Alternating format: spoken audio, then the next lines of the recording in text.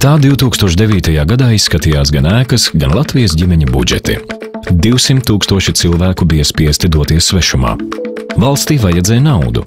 Un Latvija izdarīja to, ko jau sen dara Anglija, Šveice, Čehija un citas gudras valstis – ieviesa pagaidu uzturēšanās atļaujas. Cilvēks nopērk īpašumu vai iegulda Latvijas uzņēmumā un pēc rūpīgas pārbaudes iegūst tiesības 5 gadus uzturēties Eiropas Savienībā. Viņš atbrauc, iztērē naudu un aizbrauc.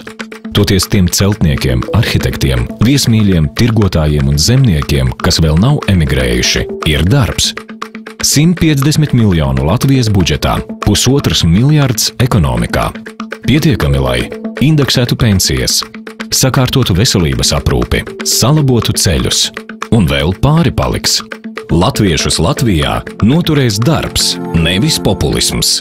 Domājiet!